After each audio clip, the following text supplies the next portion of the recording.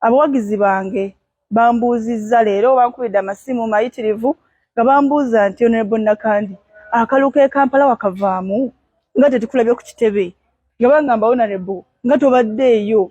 Bannange abawagizi bange njala kubategeeza nti enjogerezeganya zonna ezigenda mu maaso wakati w'abakyala ababiri abeesimbyewo abamu ku ffe abeesimbyewo nga zigenda mu maaso nga zikolebwa abakulembeze ku kitebe sizimanyiiko. Nze nga Nakandi sizimanyiiko ate era sinaba kuyitibwako mu meeting n'emu bwetyo. Waliwo n'abalaba bazze balaba ebifaananyi eby'abakyala bano Honorable Malende ne Honorable Zahara nga balinga abatabaganyizibwa balinga be boogera nabo abakulembeze baffe. Bannange bwe muba mutandabye kitegeeza siyitiddwa. Twagala kutegeera ffe nga bannakibiina ate era ffe nga abamu ku beesimbyewo nti ekibiina kigoberera nkola ki okubeera nga kiyita ku bakandideeti abamu ate abalala ne balekebwa emabega.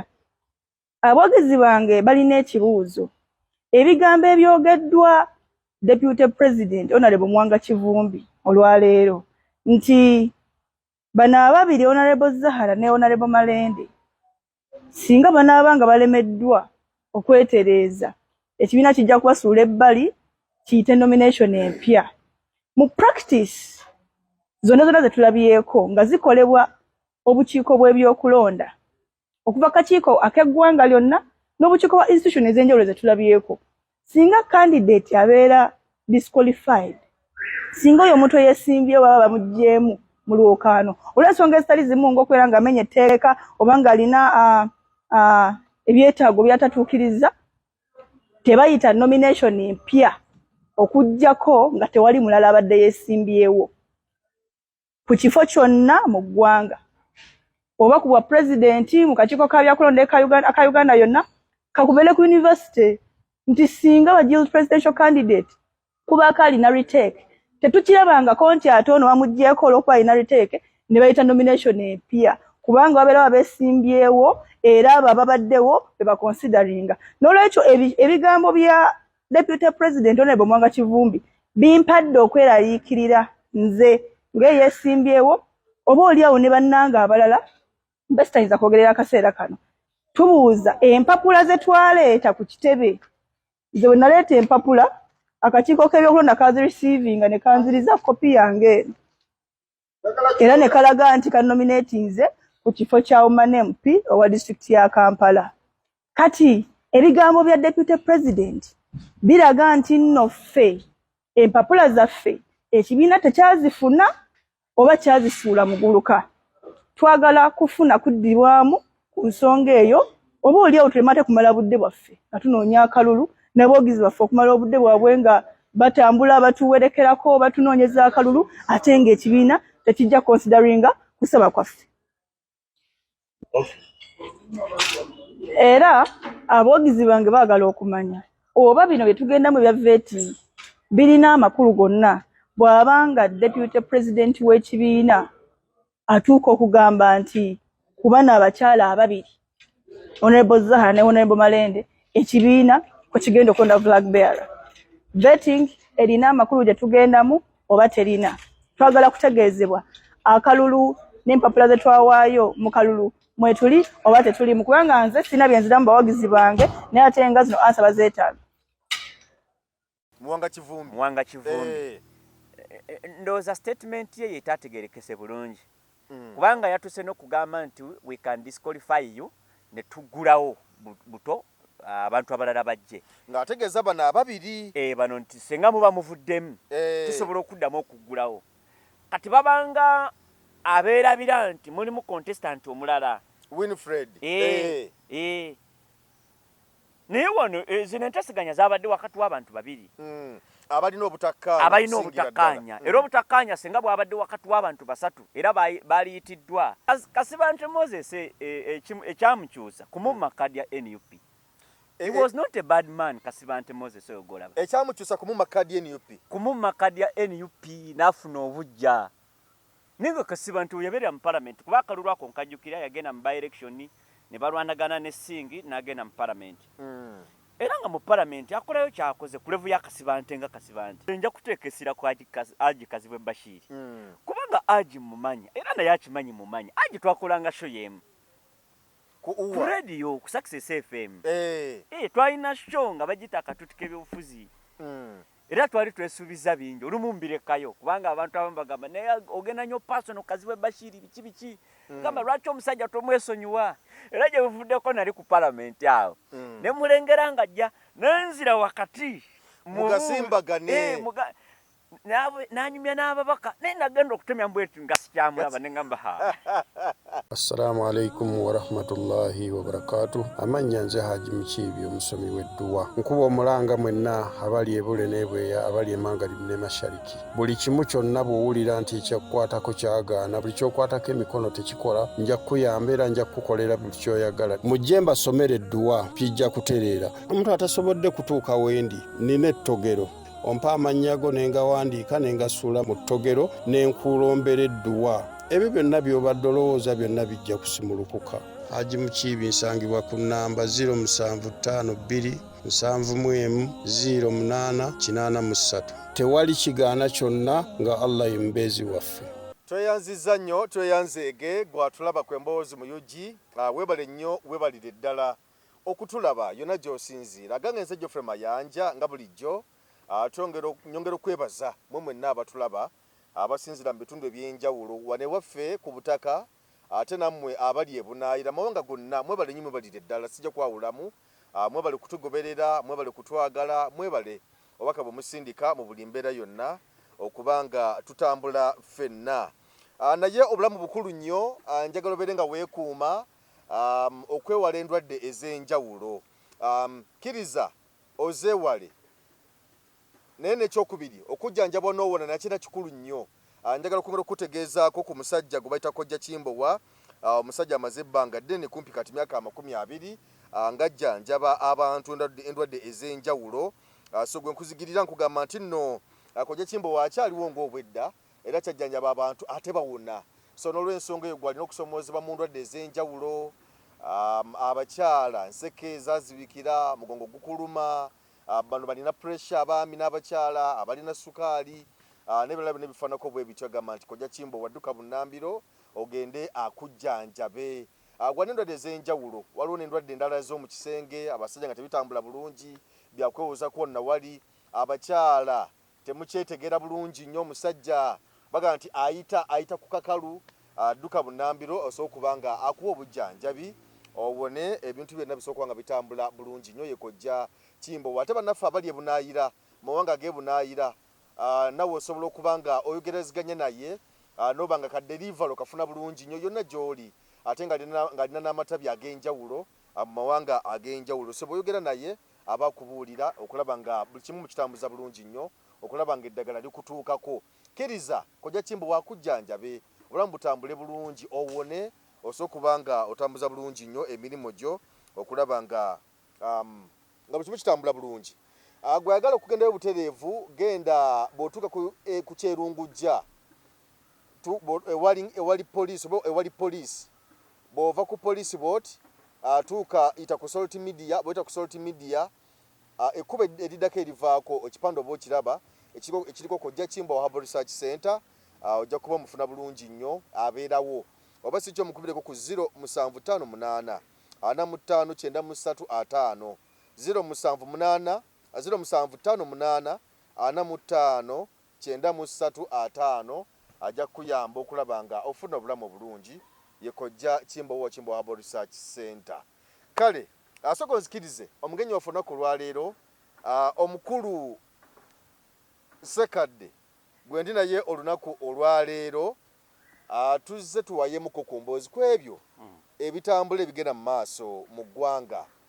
Samuel Sekadde honorable to be alina kaseke nali Luweero bamunanika naye era zezimu constituencies ezikola Luweero district so bamunanika wozze okwesimba ku mulundi guno gwandina olunaku olwaleero katuwayeemu ku nsonga ze bamunanika ez'ekibiina kya NUP kubanga musajja muna wankyukakyuka muna NUP ate era n'amawulire ajja kuba atubuulira kyekimujja mu mawulire okujja okwesimbawo kubanga tulabyeko ebigambo bingi nnyo ebyogeddwa eri bannamawulire abamu abantu nga bagamba nti bannamawulire ennaku zino abasindikibwa mu paalamenti babaliddemu olukwe tebasobodde kukola mirimu nga bateekeddwa okugikola naye ng'ate bajja n'amaanyi mangi nnyo nga munnaffe mbayirawo omubiri n'ebirala byonna aji kale katandikirawo kasuka kubuuzeeko atusimbulirawo emboozi nsanyusa okulaba kale muganda sebo njagala okwebaza amiina okumpa omukisa nzije nange oba oliawo nsharinge ebirowoozo byange n'endaba yange y'ebintu ku by'eggwanga erya Uganda. Manyi nze we bankyaza sikiriminga kye bayita monopole mu kutegeera ebintu wabula nange nina engeri gye mbirabamu era gye njagala bannayuganda bakita kwekenneenya bagitunuulire then n'abalala we banaagatta ebirowoozo byabwe ku byange tusobola okutambuza eggwanga lino erya Uganda. Nze Ssekadde Samuel Munaluweero ndi musajja nno w'amawulire era amawulire gano ngakoze nga mazeemu emyaka 10 kati ndi musomesa waago. Ndi musomesa w'amawulire tubula kwenkanankana nze ndi mu myaka 9 nagayingira 2015 katono 2025 kitegeeza gye emyaka 10 bweddu kozeeko ne medias ez'enjawulo nfunyeko opportunities ku media ne sizikolera n'ebintu ebirala bingi. Nga lwaki tozikolera? Ensonga zibaawo. Enkola n'obukwakkulizo. Enkola n'obukwakkulizo. For example, wentuukidde okufuna emikisa nga mulimu byekisayinza kukola. Sikyasobola kukolera radio nga yempa script nti kino tokyogerako kino kyogerako kino. Sikyasobola kubeera kugamba kutambulira ku ntolero kandi be bakama abo kuntuulira bwentu nga sina because tulina ekitongole ekitutwala nga bannamawulire tulina kye bayita minimum broadcasting standards kakati nze njagala kubeera governed n'amateeka si station nti bannange kino tokyogera ate nga nina okukyogera nina okwogera ku buli bw'enguzi nina okwogera ku butali bwenkanya nina okwogera ku kibbattaka nina okwogera ku babbi abali mu gavumenti kati bwe ntuuka ku station nga tonzikiriza kwogera ku ssente ezibbibwa mu gavumenti olwo mba ngenda kubeera wa mugaso ki eri eggwanga. Toba wa mugaso? Asiba wa mugaso. Kubanga buno obuweereza bwe tubirimu ffe tetweweereza nti okuba ofunayo akakadde oba emitwalo 8 oleme okwogera ebyo by'olina okwogera oleme okubeera eddoboozi ly'abannayuganda g'obeera eddoboozi lya station oba eriryo ofune akakaddeko.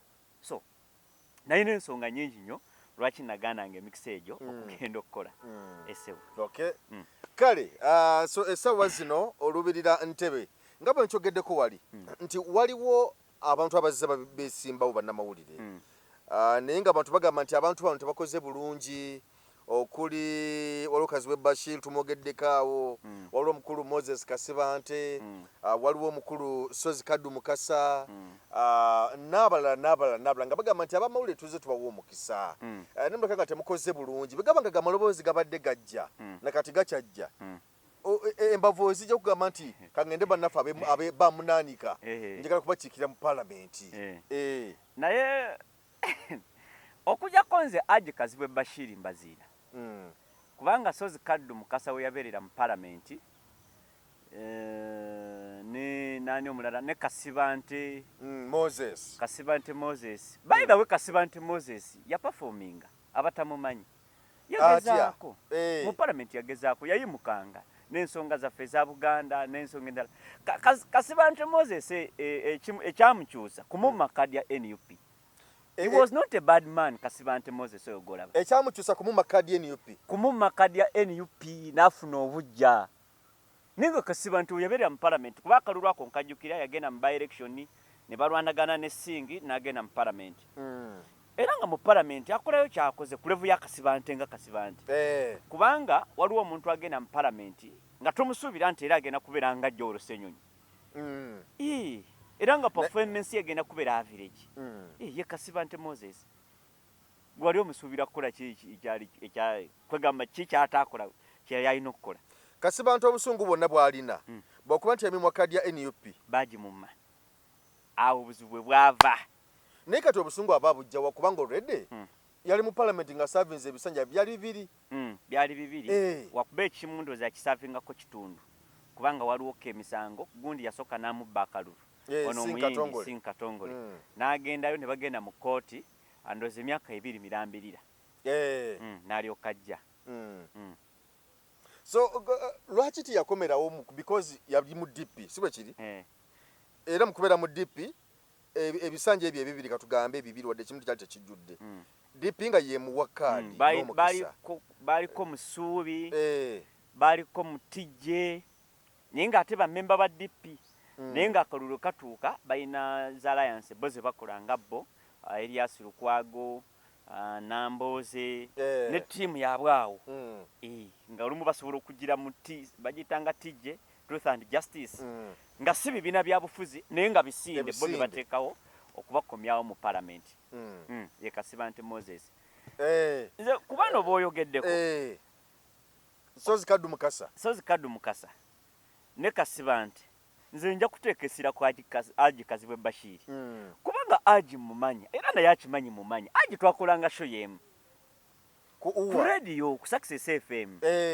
twalina show nga bagita akatutuka ebyobufuzi era twali twesuubiza bingi olumu mbirekayo kubanga abantu abamu bagamba naye ogenda nnyo personal Kazibwe Bashir biki gamba lwaki omusajja tomwesonyiwa naye Haji Kazibwe Bashir ono twali twesuubiza ebintu bingi era ng'ensi njigamba nti tuleese Kazibwe Bashir kubanga byonna abikoze ng'owamawulire and indeed mu mawulire ga Uganda tukirize tugaane Haji Kazibwe Bashir Mbaziira yali musajja alina favor era bino bye tukola ffe ku radio yabikola kati tewali amwenkana ku level ye of course gundi za njawulo kati tosobola kumuteeka ku Dr. Sam Kazibwe kubanga ekya Dr. Sam Kazibwe kya njawulo Dr. Sam Kazibwe is oba omuzungu akita genius oba kwegamba ye akusomesa ekintu osobola okukijja ku ye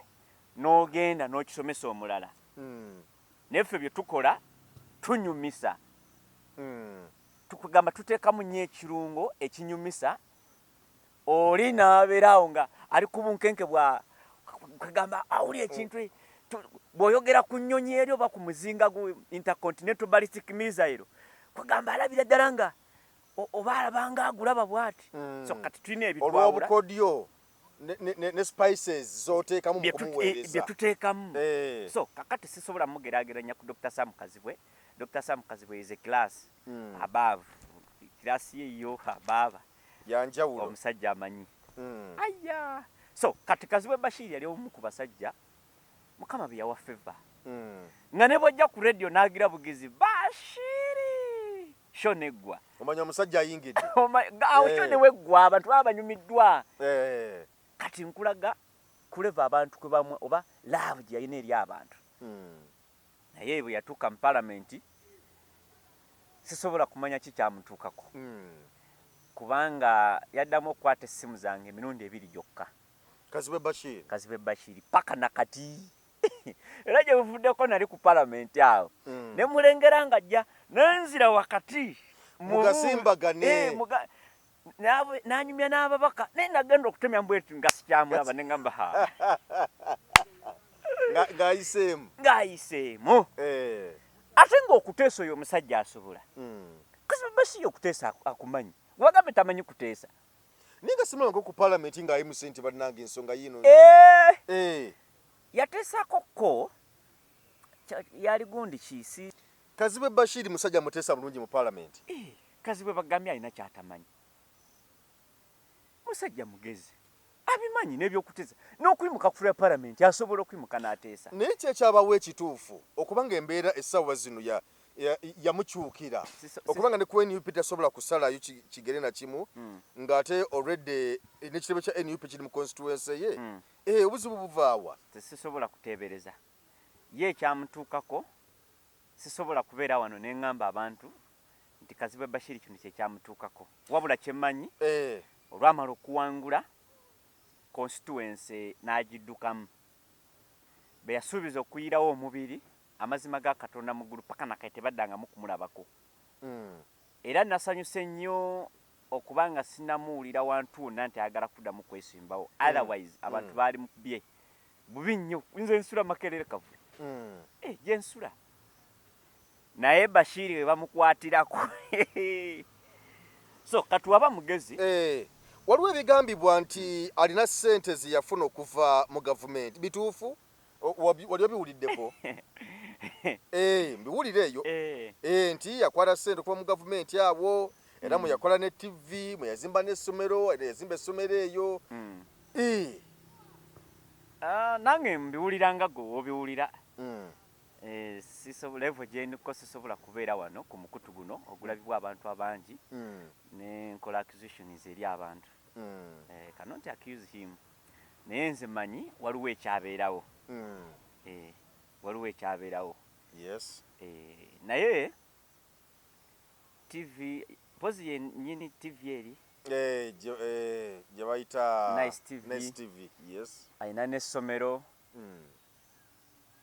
akoze bangambye centers yazifuna kati gyezaava omanyi TV yagifuna tanaweza na mwaka mu parliament by the way nakola TV atokola TV kyetagisiza ddala akasente akawera kumpi osokukwata akawumbi okukwata akawumbi ate nga ne mu kizimbe mweri kikye yes kikye kitegeeza nti bwobalira bali kitone nnyo kawumbi TV ne weeri ate yabikola mu myezi egisooka nga tanaweza mwaka oba yagenda alina ssente ze eri abanyina mu palamenti nga nedda tebabalimba nze ka aji nali mumanyi aji nali mumanyi wakuba ebimu sijja kubyogera naye era yali mu bulamu ng'obwaffe era ab'amawulire ab'amawulire batono nnyo abagamba nti ssente ze balina zeezo ezisobola okukola ebintu ebyo kati oba yalina ssente ze lwaki teyagikola nga tanagenda mu palamenti senga kale yali agitandiseeko nti oba yali olwedda agitandiseeko bwe yatuuka mu palamenti n'agimaliriza twandigambyeko kale n'ekizimbe ekyo actually n'okupangisa yali apangisa ebirala sijja bigendamu naye yali azimba ennyumba ye ennyumba ye yali agizimba ennyumba eri moderate abantu tebakimanyi ennyumba wasula ewaka ennyumba gye yali azimba yali moderate ennyumba eya bulijjo naye anyway biratubireke tugende ku nsonga endala naye nga abantu balina okukimanya ab'amawulire bemulugunya abayingira ebyobufuzi tebasobola kutujajinga lwakazi bwe Bashiri kubanga sife bakazi bwe Bashiri tulina emikisa gyegimu okubanga bajjowero Ssenyonyi oba Basemujunganda palamenti eyo wakuba ndoza ab'amawulire mubaamu abamu be bamanyi palamenti eyo naddala palamenti ye11 yayingiramu ab'amawulire bemmanyi bayitirivu Bakimosho Bassenyonyi waliwo bamuyita Pasco Mbabazi n'abalala bangi abaali bakola ku rediyo ezeeyo Bajoyce Baagala bonna nga baali mawulire abamu ne baperformingira ddala bulungi so kati ataperforminze bulungi oba to the expectation mwana wattu alina okubeera liable ye ng'omuntu si ffe tetwetika musalaba gwa Ajikazi bwe Bashiri nedda mugwesammula abantu bamujanjinge nga Ajikazi bwe Bashiri mbaziira ye ng'omuntu si ffe kwegamba takiikirira b'amawulire Bannayuganda batuuke n'okutya nti olaba ab'amawulire nedda Kazi bwe Bashiri ssebo nkusaba obeere liable kye bayita personal liability gwe twala weetika omusalaba gwo abantu bali babakwasiza obulungi obannyonnyole ki ekyatuukawo kubanga ffe tukkiriza nti ffe tusobola okuweereza ng'era abalala baweereza Bajjolo Ssenyonyi one of the best legislators kubanga ndabyeko omufunye okusoomoozebwa ng'abamawulire abeesimbyewo olwo bwe nalaba awo omukulu Zambale Blasio Mukasa naye omukulu abafunye okusoomoozebwa nange kennyini bwe mbeera mu constituency baŋŋamba Ssekkadde bwe tukuwa akalulu toobe nga Bashiri ate kakati nze nakolanga naye bwe buzibu ate kati bwe buzibu ti Bashiri yajja wano n'omutuleetera ne mukola biki so abantu baggwamu nnyo amaanyi abantu bamenyeka emitima naye njagala okugumya Bannayuganda nti omuntu omu kwegamba takumalangamu maanyi nange nali mpeddemu amaanyi mu mawulire gano nina ebintu ebyali bimazeemu amaanyi ng'era seegomba kuyingira byabufuzi newankubadde najja mbigoberera najja mpagira bannange najja nkampeiningira bannange najja nkavalinga bannange naye ebintu ebyo kambyogere ekisookera ddala ng'ogyeko ekya Haji Kazibwe Bashir Mbazira naye nali mu studio waliwo omubaka wa NUP sijja kumwogera ku miliyoni 4 ze baasooka okufuna ozijjukira saga ya miliyoni 4 bakaba parliament gye baafuna NUP negamba bazizeeyo ezali eza covid awo mu covid awo kakati waliwo muna NUP mumanyi n'azitwala kakati bwe twali ku mpewo zijjukira nali nkyaziza Dombo naye wa NUP wano mu break n'agamba nze bannange sente naziridde naguzeeko tenti endala nenzirya sijja kuzizaayo kati bwe twakomawo ku mpewo ne mugamba nali bwe tuddeyo ku mpewo nangamba mukulu Sekadde nga bwe nabadde nkugamba oba nga bwe mbadde nkugamba nti zino sente sinazifuna naye bwe naaba nzifunye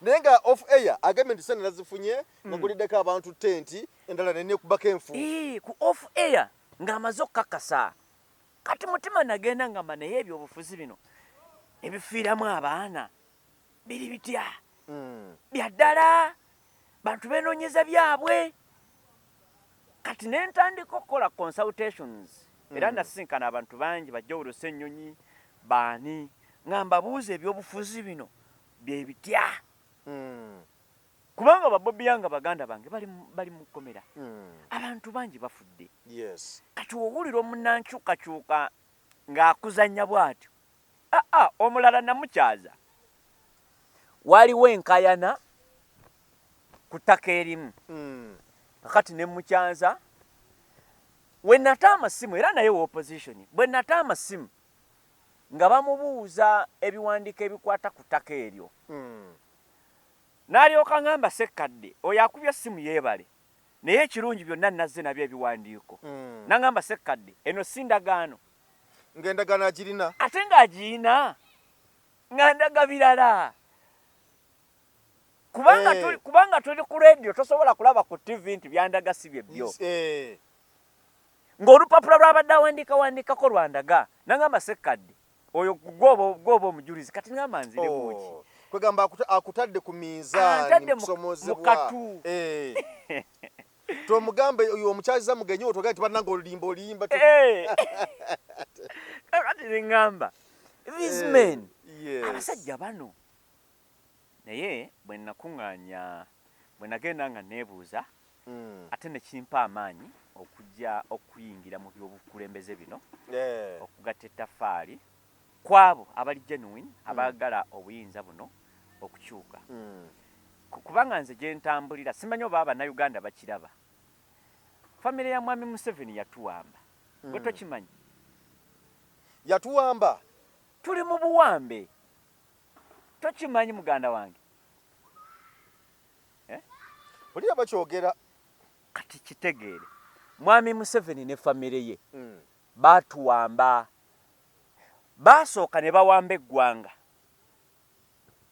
mu lutalo lw'ekinaana paka 86 ne bajja mu buyinza basooka kuwamba ggwanga kati bwe bamala okuwamba eggwanga mwana wattu ne tulyeyagaliramu kati gyakomye okulwa mu buyinza ngamba Mwami Museveni akulembera eggwanga lino gyakomye okulwa mu buyinza n'awambiramu abantu bonna kati we are hostages hostage be bantu abawambe we are captives kwegamba tetulina okujjako okwerwanako kwe tulina okukola okumanya nga lino eggwanga pambe waliwo ebintu ebikolebwa n'ogamba senge lino eggwanga siri wambe nga ne Bannayuganda bawambe for example ekiraga nti batuwamba kwe kulabika nti omuntu asobola okubeera nga si minisita ng'asamoninga baminisita bonna nga tebasobola kumwogerako naye nga si minisita mutabani wa Mwami Kaguta Museveni omuduumizi w'amagye General Mwezikane Lugaba gwe bagambye wano waliwo asobola okumunyegako nalaba mukyala Wangadya yamugamba ensobi gye wakoze kukwata edi mutwe namugamba yetonda alikiddira Wangadya alikiddira abatulaba we bali mu kakiiko ka defense basamoninga by then Minister Sempijja ye yali wa defense akakiiko ako ne bayita Mbadi yali omuduumizi w'amagye nga General Muhoozi si muduumizi w'amagye ne bababuuza ku conduct ya General Muhoozi Kainerugaba nga buli omu agamba tondeetera bizibu nga Minister wa defense nga buli omu abyesammula ne Mbadi nga ye yali kamanda ow'amagye omuduumizi w'amagye nga noono Muhoozi munamagye alina okubeera anda General Mbadi. General Mbadi n'agamba temundeetera bizibu. Omu yeekubira essimu n'afuluma n'alaga temundeetera bizibu. Ne Parliament tesobola kubaako kyekola. Yes. Kitegeeza tuli mu buwambe. Tetusobola kubeera mu ggwanga ng'omuntu omu atalina yadde n'ekifo nga yalina obuyinza ng'abalala bonna era nga kyayogera tekiddibwamu. Muba mu buwambe kabisa. Kati we tuteerwaneko kuva mu buwambe. Kale ensonga zeezo malinya tugendeko ku nsonga y'omunda mu kibiina kya NUP. Tugenze okumalako wiiki eno ku lwali lwa mukaaga. NUP yayita abakyala babiri abali ku mbiranye ennyo abagaleca omubaka omukyalo wa Kampala kuliko Shamimu Malende n'omukyala Zaala Lulika. Baabayita newankubadde nti nno be basinze okubeeramu ne okubolya okuvuganya okw'amaanyi ne mulimu n'omukyala omulala neeyitaga kaadi eyo omukyala Winifred Nakandi era y'omu ku abo abasatu abavuganya ku kaadi ya NUP. Olw'okusika omuguwa okubaddewo ku lunaku olw'omukaaga NUP neeyita ababiri bano ne bagamba mujja tutuule tulabe bwe tuharmonizinga bwe tufuna okubakwasiganya n'okukkaanya era abakulu abakulemberwamu omukulu Mwanga Kivumbi Deputy President. Yes, Deputy President. Uganda region. Yes.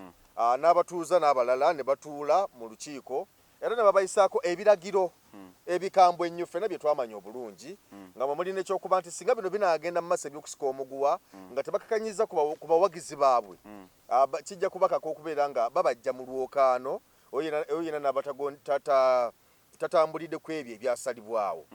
Naye omukyala Nakandi Winifred bwe yawulira because ye tebamuyita bwe yabiwulira n'adduka mangu mu b'amawulire yaga nti nalaga obutali bumativu naddala eri Haji Mwanga Kivumbi yaga nti okwogera kwe n'ebyakoleddwa ye obutamuyita no settlement gye yakoze yaga nti alinga yalekeddwa emabega nga kiringa kiraga nti bano ababiri omukyala Shamimu Malende ne Zaala Lwirika nti balinga be bali mu lwesi bokka naye nga tenaye mwali nalaga obutali bumativu bwe. Ensonga eno oyinza kugyogerako ki? Kubanga ye agamba nti abantu bano balingaza abansudde ebbali n'okusookera ddala ndowooza tutandike ku bana ababiri Zaala Lwirika ne Shamimu Malende obutakkaanya bwabwe wakati awo bwene gye bukozesezaamu ekibiina oba bwene gye bukyongeddemu amaanyi nonkubadde nti babatuuzizza mu kukkaanya kuno. Nze ndaba obutakkaanya bwa bano because politics bw'atyo politics abeeramu obunkenke tension era ndowooza wano kyalaze nti waliwo obunkenke waliwo abantu abavuganya okufuuka abakulembeze mu Kampala. However ekitukola obubi be bawagizi ba ttiimu ez'enjawulo okutandika okwasa ebyama bya tukite tutya kubanga nze wedda mpulira obutambi oba n'okujolonga senga tulaninga RFA campaigns nga ziri based on issues nti nze bannange nze ndi ttiimu Zahara olw'ensonga A, B, C, D. Oyo ne tumanya nti ekimuwagiza oyo ze nsonga ezo. Ne ttiimu Shamimu Malende nejja naye nga tetwogera ku personalities. Kakati ono yakola kino, kakati ono yakola kino. Ono malaja. Bwe twekubamu ebituli fekka tubeera exposed eri ensi fekka. So naye nze mpagira wabeerewo amaanyi. Actually buli kifo nkyagalamu amaanyi nga mpula nti ekiri eri kinyeenya amagi. Okuvuganya okw'amaanyi. Okuvuganya naye okuvuganya kuno kulina kubeera ku ideas. Si kugira mbu ate onaamuyisizaamu eggaali. Ate kati ttiimu eno kwerangira ebitasoboka ebitajjansa. Naye olina ekibuuzo ky'okoonyeeko nti obutayita mukyalo ono owookusatu. Ekisookera ddala okusika omugwa kwabadde wakati w'abantu babiri. Era baayise abantu ababiri. Okuggyako nze kye nalabyewo oba oli awo Deputy President webadde alambulula Muwanga Kivumbi. Ndowooza statement ye yeetaategeerekese bulungi. Kubanga yatuse n'okugamba nti we can disqualify you ne tuggulawo buto abantu abalala bajje. Ng'ategeeza bano ababiri. Bano nti senga muba muvuddemu tusobola okuddamu okuggulawo. Kati babanga abeerabira nti mulimu contestant omulala. Winfred. Naye wano zino enteeseganya zaabadde wakati w'abantu babiri. Abalina obutakkaanya. Era obutakkaanya singa bwabadde wakati w'abantu basatu era baaliyitiddwa. So mwannyinaze ono ekirungi yavuddeyo ne yeekubira enduulu. Nalabye abamu bagamba wali bitutte mu kibiina wali bikoze eki. Omanyi bwe muba mwagala okukulembera abantu ng'ekibiina kyaffe ekya NUP balina okuwuliriza oba baagala oba tebaagala. Balina okufuna kye bayita nabo balina okuba opposinga. Balina okubaawo kati era obuvunaanyizibwa bwabwe is to give answers eri bannakibiina. Okuwa okuddamu bannakibiina. N'ono omukyala balina okumuddamu kubanga naye mmemba wa kibiina naye yeegwanyiza okufuna oba anonya kaadi ey'ekibiina kya NUP avuganye mu Kampala. Era naye alina emikisa gye gimu kubanga tuyinza okumuteeka ebbali n'abasinza ground. Oba ebintu bye twateekawo okugoberera nga bannakibiina ebikuweesa kaadi. Ttiimu eyinza okuva mu disitulikiti y'e Kampala ng'omukyala yasinze. Kyokka nga mulinga abatamulabawo. Mumubuusa amaaso. So abantu bano balina twalibwa kyenkanyi. Kugamba tulina okuteekawo playing field ey'ekyenkanyi. Era kyenjagala na buli wamu. So nze saakirabyemu nnyo nti oba kiri awo kiwaawaaza ani atwala kaadi. Nze by the way kugamba wulira amaanyi agali e Kampala. Ekitubulamu kuddira masasi gaffe ate tugeekube nga bana NUP. Kubanga nalabye awo ttiimu zino zombi waliwo Sauda Madada ng'okweyuza okuli okuyitirivu nnyo. Ne bamala okiseka nabo ne basindika omuliro. Olaga nti lwaki bino lwaki olabidde ddala ng'akuba nalabye kaawo omala okiseka ng'agamba nti nalabye Sauda Madada ng'ayogera ng'omusasule yennyini ayogera ali ku mulimu. Andi ndedde abamu basasulwa. Mulimu ssente zitambula. Nti oli najja n'agamba nti nkwadde ssente bwe ziti mumpisizeemu eggaali nga njogera ennaku zino bweri. Mumpisizeemu eggaali. Ate nga eggaali zino tulina okuba nga tuziterekera akalulu kali akajja. Basaba ne bannyabo temwerabira waliwo akalulu k'omwaka gwa 2026. Akalulu kano tukayita protest vote. Naye bwe tunaava mu primaries zaffe nga tweyuzizza abantu bajja kugaana okuwagira bannaabwe ku lw'okweyuza kuno kwe tugenda okusooka okweyuza. Kwegamba bajja kukisanga nga kizibu nnyo okudda emabega w'omuntu eyakutyoboola eyakuvume eyakuwemula eyakulangira buli kimu ate godde emabega we. Ate ng'ekibiina kigamba nti omuntu gwe bawadde kaadi gwe batawadde mudde emabega mutambulire wamu. Kati omuntu anadde ate emabega wo nga omuvumye omuyise buli kimu omutyobodde omuyisizaamu eggaali liyale. Ate nga abantu bano n'oba nga si gwe avuma gwe nga candidate ffe tumanya ti kakati oyo omusajja wa gundi kati eyo ttiimu ya gundi era nsasule and indeed babawa facilitation baba facilitatinga. So nze ya advice gye nandiwadde bannammemba. So Mwami Muwanga Kivumbi honorable vice president mu Buganda ensobi emu gye yakoze mu lutuula luno kugamba nti nno bwe munaaba temwezzeeko tujja kubajjawo tuyite abalala. Nga waliwo omukyalo ono Winfred nga waali so nga ate singa baba bano baba disqualifying nga bavuddemu tunabayitawo butereevu. Naye era ekibiina kisigaza obuvunaanyizibwa kisobola okuggulawo. Kisigaza obuvunaanyizibwa akakiiko ebyokulonda kaffe kasobola because it is not good to choose from one person. Tulina okubeera no alternatives. Tusobola okugamba kakati bano engeri gye bavuddewo tukkirizaayo abandyetaaze okudda oba okuvuganya mu kifo kino. Era omukyalo ono talina complaininga kubanga goba watandika dda nga walagadda interest kitegeezera bano abanajja ojja kubabeera mu maaso. Gojja okubaawo nga actually obeera incumbent. Yes. Nti bano bwe babajjamu kubanga ne baleeta abalala bakusangawo ba incumbent nga gwe walagadda wanoonya dda akalulu so kireme mumalamu maanyi ayongere okwetunda mu bantu n'okukola ekyo ye kyalina okukola. Ensonga eri simanyi lwaki tukwata ensonga ennyangu ne tuzibuwaza. Yes. Ensonga nze nalabye nga nsonga nnyangu nnyo. Ekyogenda mu mawulire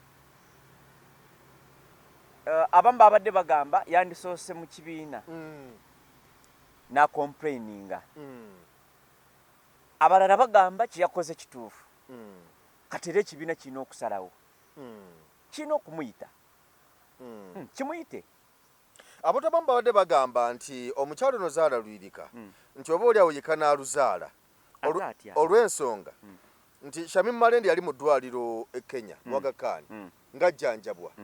Omukyalo ono n'ava n'alaga interest ze naye nga Shamim Malende akyali ku kitanda ne batandika okubeerawo abantu abamulumba. Oba oli awo ababadde batannaba kuvaayo nga omukyalo ono Zaala Lwirika nga tannaba kwesobolayo naye bwe yamala okwesobolayo bayitawo akaseera katono nnyo bwe kati abalumba Shamim Malende ne bayiika ne batandika. Kati naye ndoza bwe yakomerawo ndoza naye n'azimba ttiimu ye nga bwe bagamba nti atakulekera tomulekera naye n'atandikira batandika okwambalagana. Naye nga bagamba nti kanaaluzaala Zaala Lwirika. Ate kanaaluzaala atya? Nti baali tebaagala Zaala Lwirika yeegwanize kifo. Okwegwanyiza kiryoke naye okuteekawo luno olutalo negamba nti kati nga bwazze ne batandika okuwalampa oli weerwaza tova mu ddwaliro tolina mulwadde ofeekinga obulwadde naye nga sirowooza nti omuntu asobola okufeekinga obulwadde omuntu waba nga abadde omuntu asobola kuteekamu ssente kuva wano negamba nti kati ngenze mu Aga Khan ngendeyo neefule ndi mulwadde ninga siri mulwadde n'amalayo ebbanga eryo olw'ensonga ye ng'omuntu alina emirimu gye alina famire ey'okulabirira alina abantu ab'okubeererawo nga tayinza genda mu ddwaliro okwebaka eyo nogamba nti afeekinga kitegeeza okuba nti no abadde mulwadde naye kati ttiimu eno bweyava nti oyo afeekinga sina mulwadde kitegeeza nti ttiimu eno egamba nti oyo afeekinga n'okubuluma ebbanga libadde bamulumbira kitegeeza nti ye bakanaaluzaala. Naye era kibayita politics. Kibayita politics.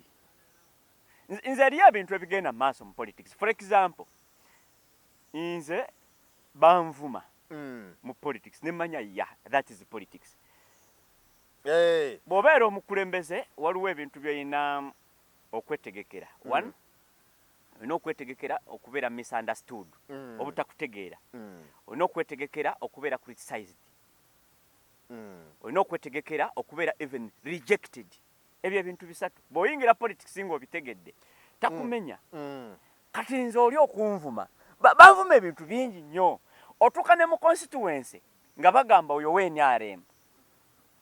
Oyinaga nti oyo w'NRM sekandi w'NRM bannange naye n'ogamba abantu mbeera nti ow'NRM nga ekibiina kye nsoose okwegattako ne kaadi y'ekibiina because kaadi y'ekibiina nze siberangako mu kibiina kyonna. I've never subscribed to any political party. NUP ekibiina kye nsoose okugendayo n'enkima kaadi ne mbagamba nti bannange kati nyingidde kye bayita partisan politics ebyobufuzi ebyawula. Kati ndi musajja wa NUP mu politics mwogenda okusanga Lubongoya nga bagamba Mwami Museveni yamuwerera era simanyi waliwo ye Katana bamugamba alina ne kaadi y'SFC simanyi biki because that is politics.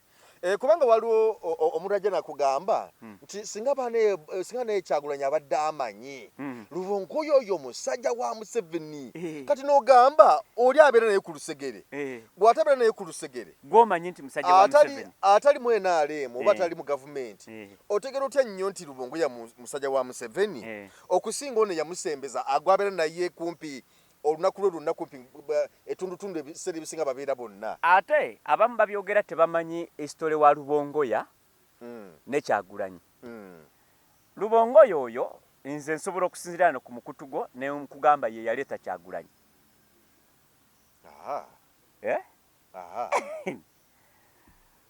abantu bakasalemu bakateeke wa Lubongoya yamuleeta atya bakasalemu bakatambuze katuke wa Lubongoya ne Kyagulanyi olwo Kyagulanyi anabyegaana Lubongoya oyo kyenkana ye yaleeta Kyagulanyi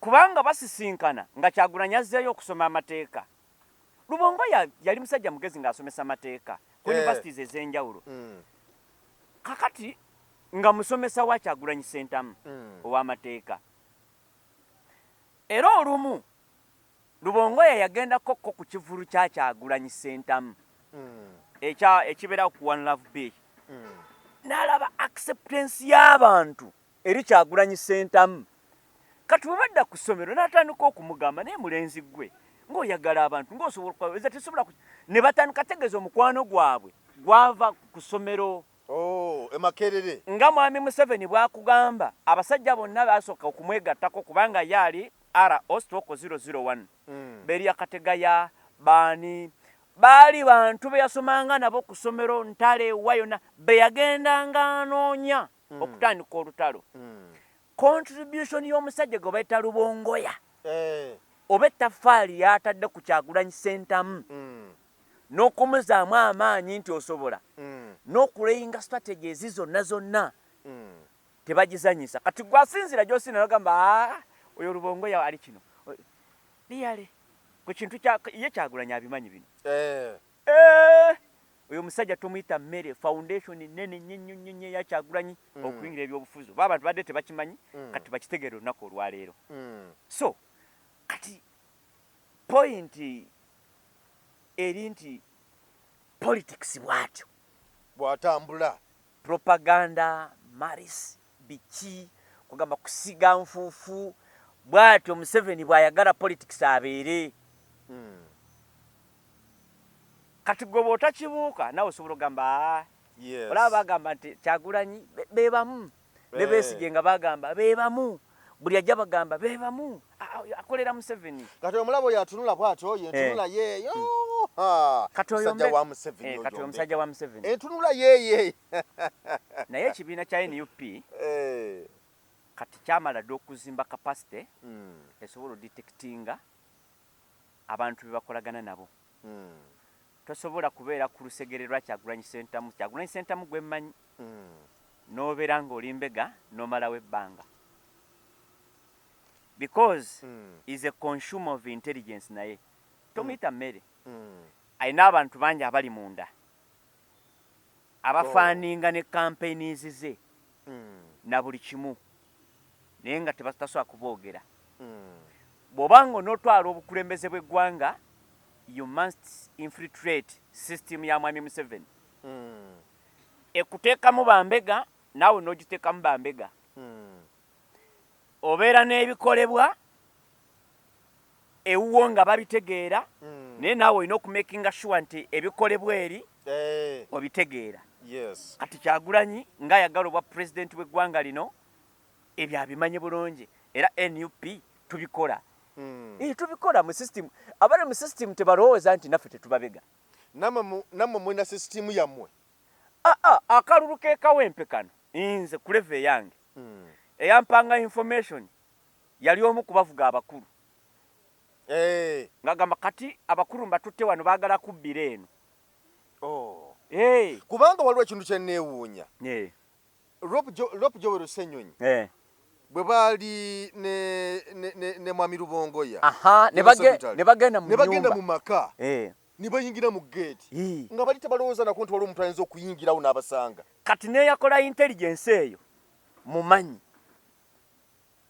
n'agenda n'abega ennyumba eyo ennaku ezo bbiri n'akakasa nti bali mukubbiramu bululu balina bye bakyangirakyangiramu mumanyi kubanga abasajja bano be basanga olaba nti bali tebakisuubira nako nti waliwo omuntu nomayinza okujja n'abagwako awo n'abako byakola kugamba bali surprised nnyo tulina intelligence naffe if you cannot invest in intelligence bw'oba tosobola kuinvestinga mu intelligence intelligence yetambulirako buli kimu intelligence yetambulirako buli kimu kakati gwe owa NUP olina okumanya abantu bali bapulaninga ki era okitegedde otya kye bapulaninga ate sibaako byofuna ti kakati eno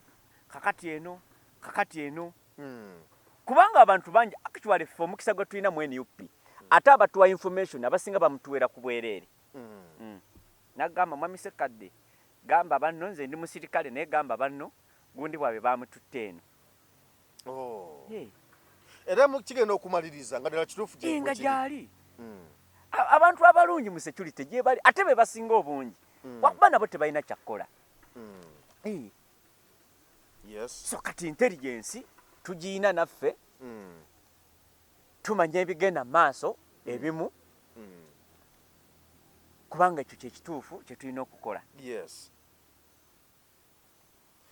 kale waliwo ensonga gye banenya tutunuulire gye tugenda okumaliriza nayo olwaleero y'ensonga ya vetting tulaba nti bayongezaayo okutuusa nga ennaku z'omwezi 15 omwezi ogujja eri ababaka ba paalamenti ensonga eno egenda mu maaso nosa okusanga omuntu omu n'agamba nti ensonga eno engeri gyekwatiddwamu naddala okusunsula ababaka n'abakulembeze b'NUP n'abakulembeze ba NUP terifeya tebakugize bulungi kubanga kati democracy bino biri agwe enteekateeka eno n'enkola eno giraba otya ku saidi yo nga Sekadde okusookera ddala bannayuganda balina okukimanya nti enkola gye tukozesa newe twandibadde nga si gye twagala naye ate kati yeeriwo kubanga NUP yali ekoze enongosereza mu constitution yaayo naye ne batagigazeetinga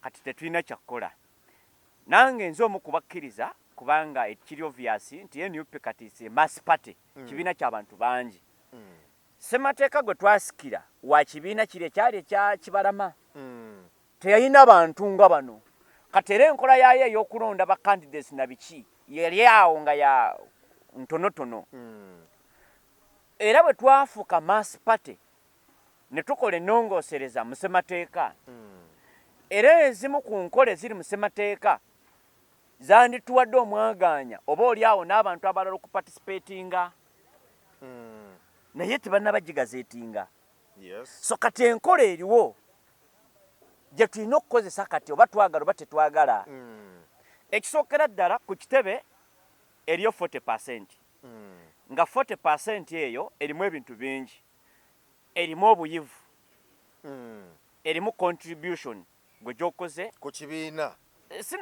sina kibiina kyokka pase kubanga eriyo omuntu nga yakegatta ku kibiina nga lutamaguzi naye nga contribution ye eri bannayuganda n'enkyukakyuka y'amaanyi nnyo togigeza kuba badde mu kibiina kya NUP kati oyo tosobola kumujajinga nti contribution ye mu kibiina ekisooka abadde tawa subscription ng'ababaka ba parliament ba incumbent abadde teyeetaba mu kokasi za NUP na biki nga ne ku kitebe okujjayo ajjayo nga mukwano gwabwe kati omuntu oyo tosobola kugamba nti omujajingire ku contribution ye mu kibiina nedda eriyo omuntu ng'abadde mu professional ndala nnyo kati nga Sekadde abadde w'amawulire kati Sekadde tosobola kumujajinga n'abantu oba oli awo ababaddeyo mu kibiina ebbanga lyonna nti Sekadde mukwate ebbanga lyamaze ng'ow'amawulire abadde wa mugaso eri abantu contribution ye eri eggwanga ebadde etya abadde yeekobaana n'abo abanyigiriza oba abadde ku sayidi y'abo abanyigirizibwa ebinjawula ku bannamawulire ebbanga lyemmaze ng'ow'amawulire nze sibadde neutral sibadde neutral mbadde omuzungu akita truthful mbadde wa mazima than being neutral oba kitegeera mbadde njogera facts nga weziri bw'oyogera facts nga weziri tewetaaga kubeera neutral gwe kwata ebintu nga we biri abantu bagambe nti bannange kino bwe kiti bwe kiri bannange kino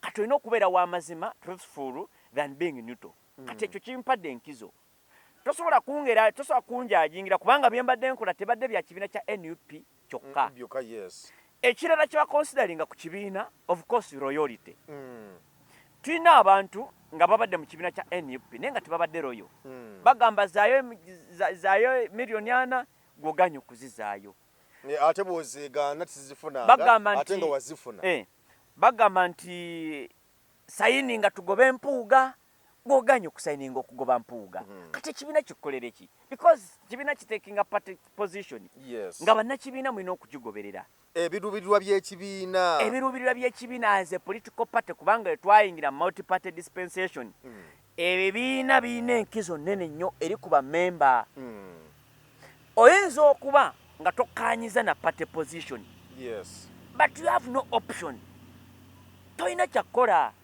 olina kugenda n'ekyo ekisaliddwawo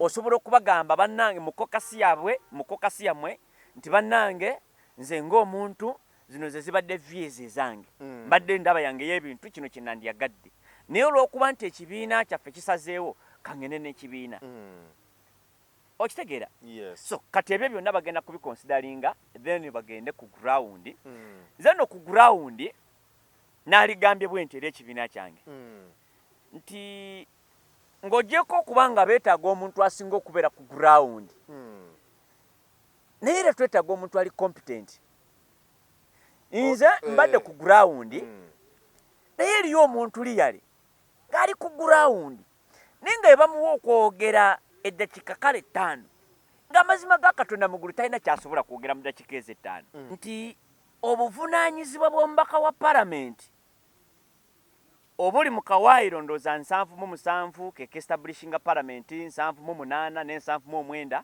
omuli obuvunaanyizibwa functions za palamenti n'omubaka wa palamenti legislation oversight appropriation okubaga amateeka okulondola emirimu gya gavumenti appropriation kugabanya budgeti kugamba ebintu ebyo n'okubeera omwogezi spokesperson wa constituency lwaki ngamba nti omwogezi wa constituency mu palamenti eyo waliwo akanyomero ke batandika nako bakayita issues of national importance akanyomero ako kayamba abaka ba palamenti okujja ebizibu ebiri mu constituency for example waliwo insecurity waliwo obubbi bungi waliwo omuziro ogwakubye waliwo kugamba disasters ezo ziba zigudde nojja n'okireeta ku fulu ya palamenti waliwo abaawambiddwa waliwo abantu abatanaweebwa compensation manyife waffe Luweero eyo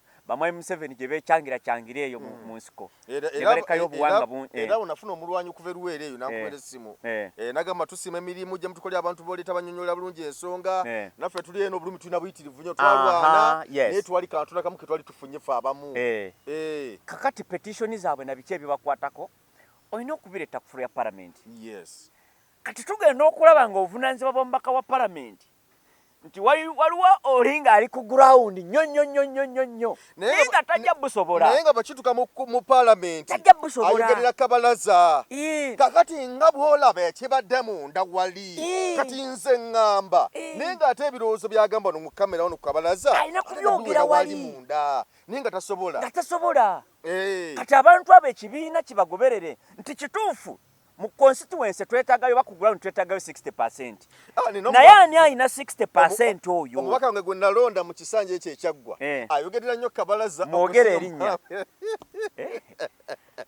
ali Lubaga eyo we Lubaga eyo gatunja Lubaga constituency ye Lubaga eyo omubaka oyo mulaba nnyo kabalaza awo ni mu parliament okumya kufulu ya parliament bwati simanyi lunaku na lumu lwe nali mulabye kati twetaaga abantu nenga mu constituency emotoka by'amazzi byetala amazzi tubadde ku mazaawo kati ambulance mwerire bayetoola mu constituency naye bwe tudda mu parliament wali eri okunyonyola ensonga simulabanga kakati NUP But of course akakyuka ebyokulonda nkimanyi kakimanyi nti obuvunaanyizibwa bw'omubaka wa palamenti obukulu bwebwo bwenjogeddeko.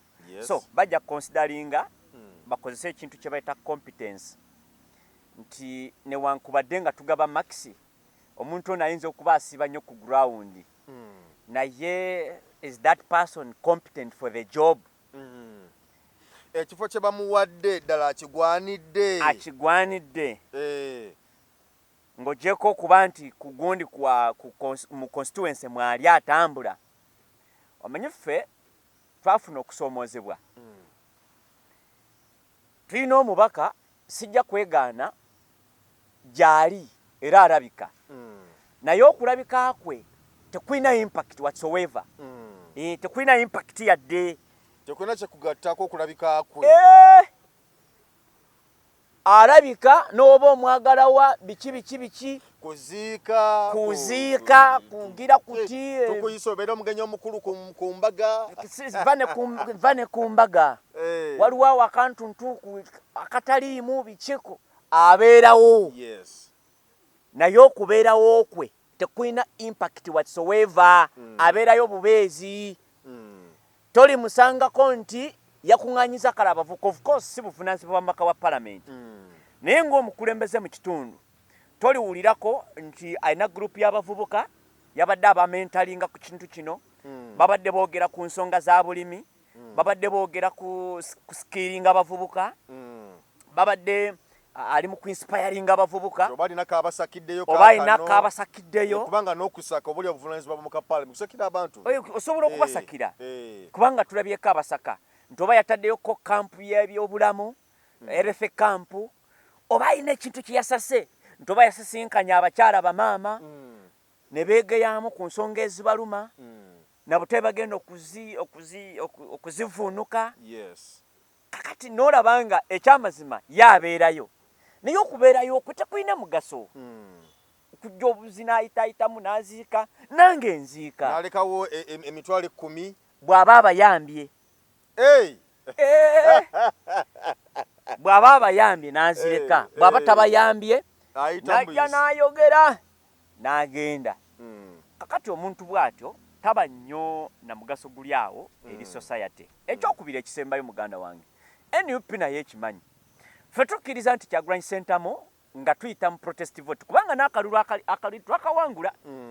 Ekyo kyo statistics weeziri akabiri 21 Kyagulanyi yakawangula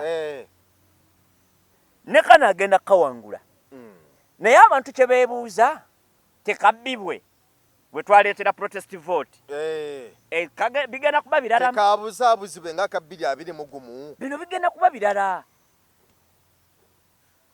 mbalayirira bino bigenda kubeera birala era yeeteekateeka okubba akalulu k'omulundi guno kayinza omukositinga kinene. Abantu bannange baagala enkyukakyuka nnyo, abantu bamalirivu ku mulundi guno ekitabangawo okwo. So kati agenda okugezaako okubba akalulu kigenda kostinga eggwanga lino kinene naye kennyini ng'omuntu. So sisuubirawo omuntu agenda kukwata kalulu. Kati point ebadde nti wakati nga Kyagulanyi agenda fuuka president muffe mwagenda okulonda baminisita. Kati omuntu ajja mu parliament gwe bagenda okuwa kaadi ajje mu parliament alina okubanga qualification ye yegenda okumusobozesa okufuuka minisita. Ate kakati Kyagulanyi bw'anaafuuka president alonde baminisita ajja kubalonda. Kati baminisita bwe tunaaleeta ba MP nga bakibogwe nnyo baani abanaafuuka baminisita?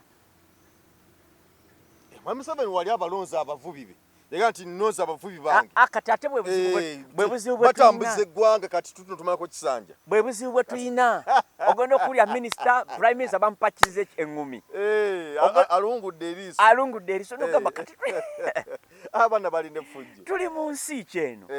So NUP nkimanyi bw'eneegoberera ebyo competencies z'abantu, okwegamba obusobozi bw'abantu, integrity z'abantu, obuyivu bw'abantu, then bagattako ground ne factors endala, tujja kufuna bakandidate abalungi abagenda okufuuka ababaka ba palamenti mu palamenti ye 12 nga Ssekadde Samuel Munaluwero Sejjem.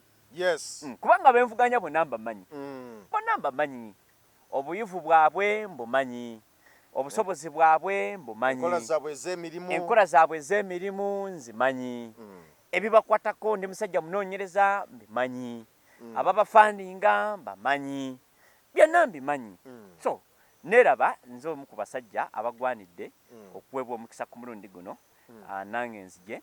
Era bwe bambuuza ki ekikuleese ku luno kubanga mu mawulire ebintu tubyogeddeko ebbanga ddene. Twogedde ku bubbi.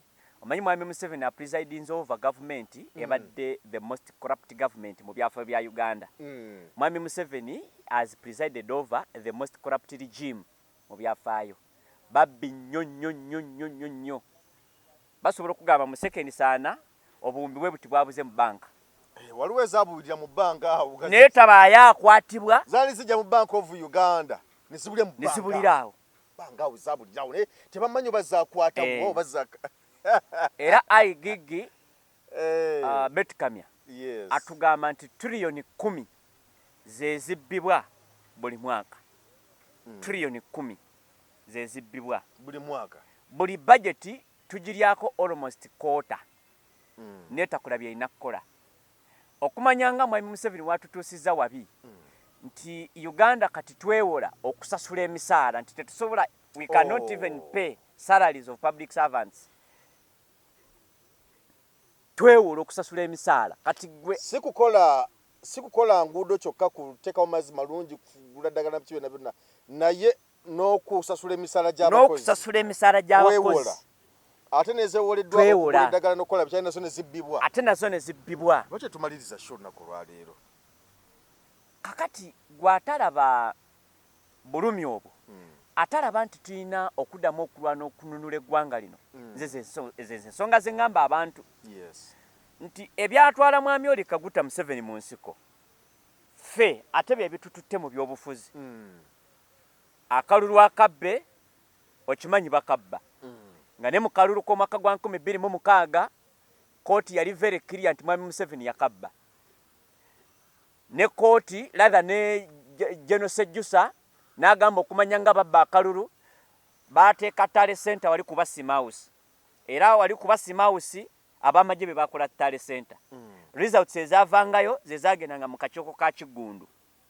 Ye n'asoma kitegeeza ekibba bululu weekiri. Ne kana akawedde kabbibwa. Kyokka bye byatwala Mwami Yoweri Kaguta Museveni mu nsiko obusosoze nakati weebuli. Gwoba tokimanyi ojja kumpita mbwogereko. Kubanga olwo n'akakiiko kalambirira akalaga engabanya y'emirimu n'abani abalina emirimu. Obubbi nabo weebuli. Okunyigiriza okuwamba abantu n'okubatta weebuli. Era nfundikira ngamba Mwami Museveni yagenda mu nsiko olw'abantu abaali bawambibwa n'okuvumirira emirembe giri ng'abantu battibwa, abantu bawambibwa. Bw'alaba ebigenda mu maaso oba muli ki ekimugira? Mwami Museveni n'abawagizi bo bwe mulaba ebigenda mu maaso ku bantu abawambibwa in broad daylight n'ebintu ebyabatwala mu nsiko, wabula eky'omukisa gwe tulina n'essanyu nga nfundikira nti bino byonna newe binaabeera abantu newe banattibwa newe banaawambibwa, amazima ga Katonda mu ggulu, gavumenti ya Mwami Yoweri Kaguta Museveni ekiseera kigenda kutuuka ekome. Kubanga ekyo kye kirina okubaawo. Tewali rigimu esobola kubeerawo mirembe na mirembe. Era effujjo lye bakoze amazima ga Katonda mu ggulu ndayira nga ntya Katonda bagenda kubeera liable abalibeera abalamu. Abatalibeera balamu abantu baabwe n'abaparticipatinze mu atrocities okubba ababbye ettaka byonna amazima ga Katonda mu ggulu ekiseera kigenda kujja. People are going to retaliate against each injustice. Kati ekyo balina okubanga bakimanyi buli butali bwenkanya obukolebwa, it is just a matter of time. Nze ekyo kye kisinga okungumya. Ekisemberayo ddala njagala okusaba bannayuganda wakati nga ekiwamba abantu kigenda maaso, wakati mu butali bwenkanya awo walina okukuwa ensonga lwaki ate olina okulwana ennyo. Ensobi gye tuyinza okukola, ensobi eyinza okukolebwa ennene egenda okuleeta abantu bano batuwangule kwe kubivaako, kwe kuggwamu amaanyi w'okuba olabye Eddie Mutwe kubanga nabo akakodyo kaabwe kwe kututeekamu okutya to instill fear. Abantu abalala babiveeko bwe tunaabivaako nze ntera okugamba bannange nti Eddie Mutwe ali mu kkooti ne mu kkomera lwa nsonga za byabufuzi naye mugenda kusisinkanayo ng'ate gwe bakututteko ttaka eri ate nga lyeri kusubiza mwenna musisinkaneeyo abafulumo by'obufuzi nga goyingira ku nsonga z'ettaka oba obutali bwankanya obulala bwonna. So ffenna tulinga nseenene eziri mu ccupa ezirindiriddwa okuliibwa. Bwe tutandika okweruma bw'otandika okutya nti bannange ebyobufuzi birimu okufa amazima ga Katonda mu ggulu omukyala w'ogenda mutwala aleme kusangayo ddagala mu ddwaliro naye afe nti ono afudde ebyobufuzi naye n'owa afudde olw'ensonga gavumenti ze yandikozeeko n'afa. Omwana we agenda kusoma abulwa omulimu, sente z'enguudo bagenda kuzirya obubenje bugwe mufe, accident ze twaliwonye olw'okubanga waliwo ebinnya mu nguudo olw'okubanga ebinnya bifu. Kati bwe tunaggwamu amaanyi tugenda kuleka Mwami Museveni n'abantu be kubanga kye baagala bakukita kufutubala. Bassebo ne bannyabo bino byonna ebiriwo birina kutuzaamu maanyi. Nze binzizaamu maanyi okusigala ku mulamwa tugenda running akalulu akatali violent. Abasajja ab'amaanyi bonna abayogerwako balwana ebbanga lyonna ba Nelson Mandela okulwanyisa apartheid, Martin Luther bakozesanga kye bata non-violent measures. Naye bafuuka abawanguzi. Tuli betefutefu okukozesa options zonna eziri humanly possible and legally possible okujjako gavumenti ya Mwami Kaguta Museveni.